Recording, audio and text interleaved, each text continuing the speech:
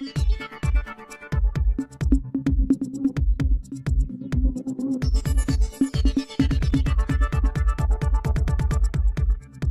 मागायचा प्रयत्न करतो की बघा माझ्या जिल्ह्याकडे, माझ्या मतदारसंघाकडे लक्ष द्या.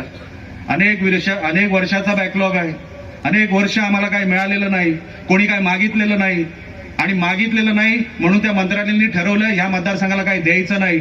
साहेबांच्या नंतर या मतदारसंघामध्ये जोपर्यंत साहेब होते 2014 पर्यंत या मतदारसंघाला तसं काही मिळालं नाही, म्हणून मागायचा मी तसा प्रयत्न करतो.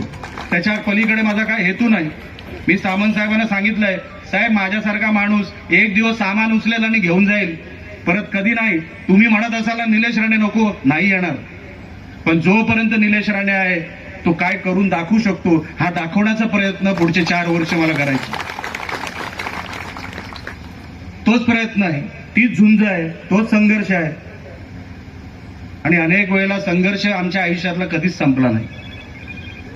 पण मी राणे, आपण बजेटची भाषणं बघता अनेक वेळेला मला लोक विचारतात, निलेश हे सगळं तू बोलतोस कोणामुळे? मी बोललो एकमेव राणे साहेब. राणे साहेबांचं जेवढं जिल्ह्यावर प्रेम आहे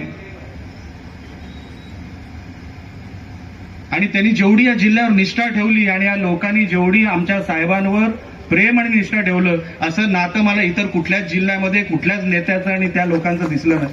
म्हणून या जिल्ह्यावरती अफाट प्रेम माझं आणि नितेशचं, की करायचं ना, झुंज द्यायची, अंगावर घ्यायचे विषय तर आपल्या जिल्ह्यासाठी द्यायचे. कारण का या जिल्ह्याने आम्हाला एक ओळख दिली. आज महाराष्ट्राच्या कुठल्याही कानाकोपऱ्यामध्ये आम्हाला वेगळी ओळख सांगावी लागत नाही. मंत्रालयामध्ये आतमध्ये गेल्यावर साहेब मी सिंधुदुर्गातला, साहेब मी वैभववाडीचा, साहेब मी देवगडातला, साहेब मी कुडाळातला सांगणारी सभागृहामध्ये लोक किती कौतुक. हे सगळं निर्माण करणारे आमचे राणे साहेब, त्यांच्या नावाला कुठे डाग लागू नाही म्हणून हे सगळे प्रयत्न आहे.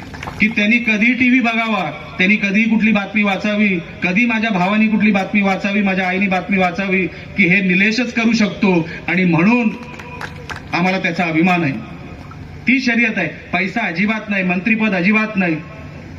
काय करायचंय? माझ्या घरात आहे, माझ्या घरात मंत्रीपद आहे, माझ्या घरात खासदारकी आहे. त्याच्या पलीकडे मी काय कोणाकडे मागणार आहे? पण माझ्या जिल्ह्यासाठी, माझ्या मतदारसंघासाठी तुम्हाला द्यावंच लागेल ही भूमिका घेऊन मी आज राजकारणात वावरतो. त्याच्यामध्ये कोण माझ्याशी चांगलं वागेल, कोण माझ्याशी वाईट वागेल, माझ्या पक्षातले किती माझ्याशी चांगले वागतील, इतर किती माझ्याशी चांगले वागतील, त्याच्याशी मी नाही घेणं देणं ठेवत. माझ्या मतदारसंघामध्ये जे मी ठरवलंय, जे माझा बॅकलॉग भरून काढायचा आहे तो मी भरून काढणार म्हणजे काढणार. आणि या 5 वर्षामध्ये जसं मी निवडणुकीला सांगितलंय की या 5 वर्षामध्ये महाराष्ट्रामध्ये ह्या मतदारसंघाला टॉप 5 मध्ये नेणार म्हणजे नेणार, हा माझा संकल्प आहे. हा माझा संकल्प. ती धडपड आहे, इतर कसलीच धडपड नाही.